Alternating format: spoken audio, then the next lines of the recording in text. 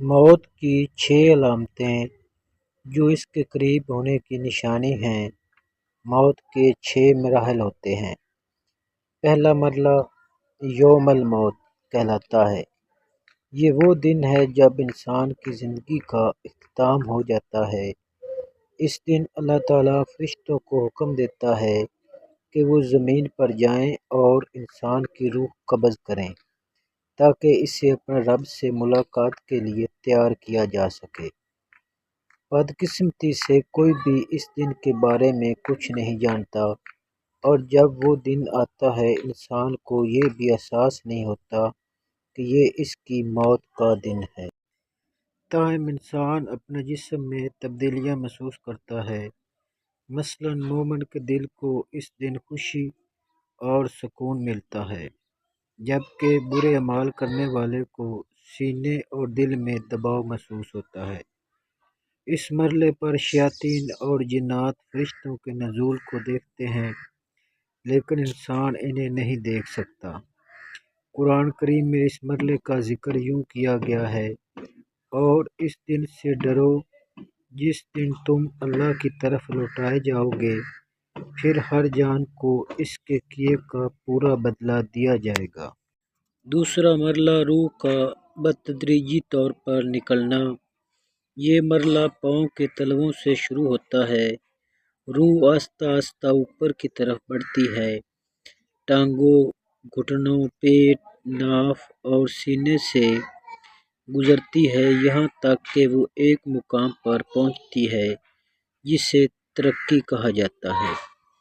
اس مقام پر انسان تھکن اور چکر محسوس کرتا ہے اور کھڑا ہونے کے قابل نہیں رہتا۔ اس کی جسمانی طاقت ختم ہو جاتی ہے، لیکن وہ اب بھی نہیں سمجھ پاتا کہ اس کی روح جسم سے نکل رہی ہے۔ تیسرا مرحلہ ترقی کا مرحلہ۔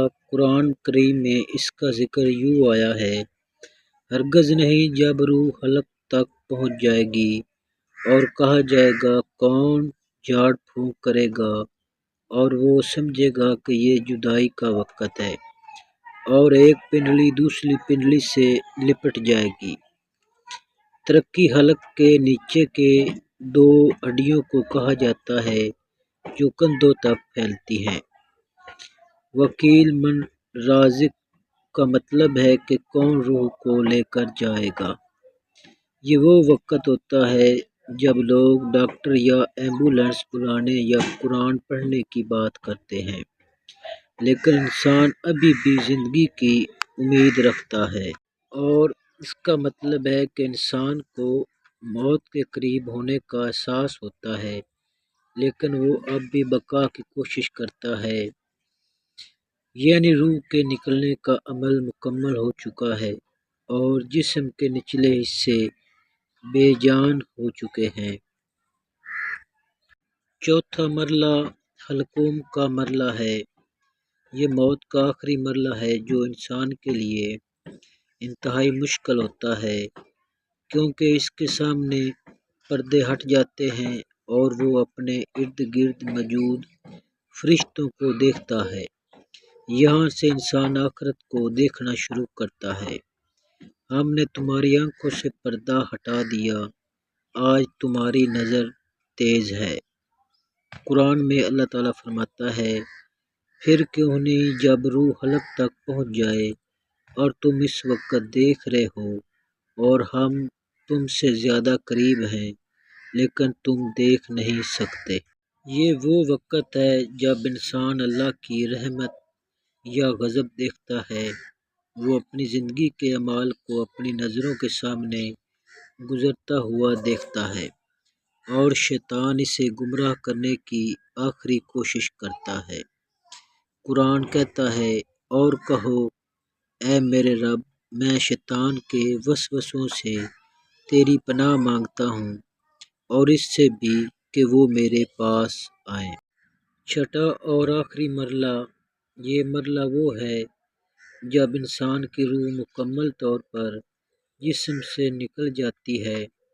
اگر وہ گناہ گار ہے تو کہتا ہے: اے میرے رب، مجھے واپس بھیج دے تاکہ میں نیک عمل کر سکوں۔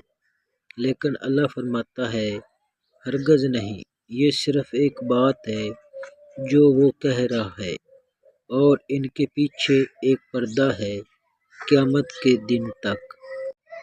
اور موت کی سختی حق کے ساتھ آئے گی، یہی وہ ہے جس سے تم بھاگتے تھے۔